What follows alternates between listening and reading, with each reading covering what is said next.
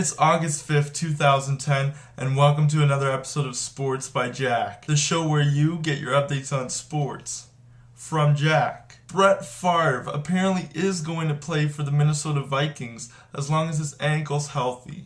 Now, when they heard earlier in the week and last week that he may retire, the Vikings are apparently offering him $7 million more than they were to play next season. That takes it from $13 to $20 million. Now, I don't know about you, but Brett Favre is getting old now, and I don't know if they can trust his injuries for $20 million. On the other hand, if you're the Vikings, you've got Tavares Jackson and Sage Rosenfels as your other quarterbacks should Favre choose not to play.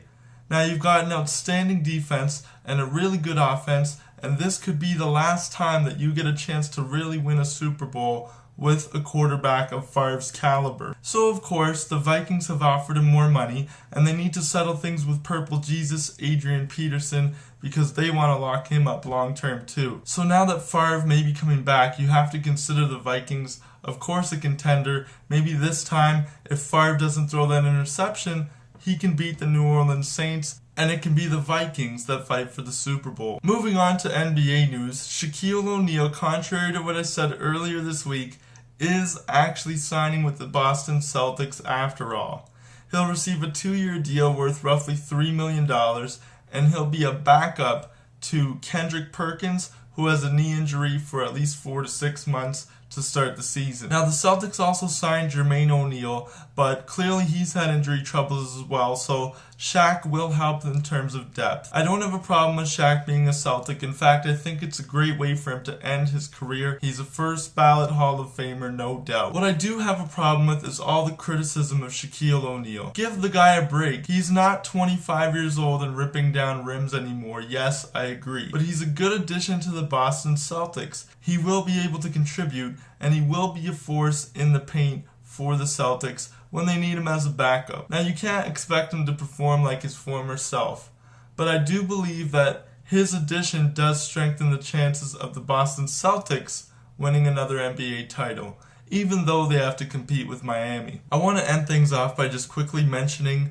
a brawl that took place in sports, because we all love fights in sports, do we not? Well, this particular brawl took place between two parents who got in a little bit of a bickering match on Facebook about the Los Angeles Lakers, and they decided to carry it over in person. So they carried this fight over, and 20 people ended up in the fight, and people ended up getting arrested. To add insult to injury, this did not happen in some random parking lot. It happened at their kids' kindergarten graduation, and they had to apologize to the school and the community for acting like 5-year-olds, even though they actually have 5-year-olds who can probably set a better example for how you should carry yourself in front of other people. That story's ridiculous, and it sure is funny, so I included the link down below and you can check it out. Another link I want you to check out is a great catch by a Japanese outfielder robbing a hitter of a home run in baseball. He climbed the fence like Japanese Spider-Man, and I just think it's amazing. That's also in the links down below. Thanks for watching the video. Please leave your comments on Shaq or Brett Favre,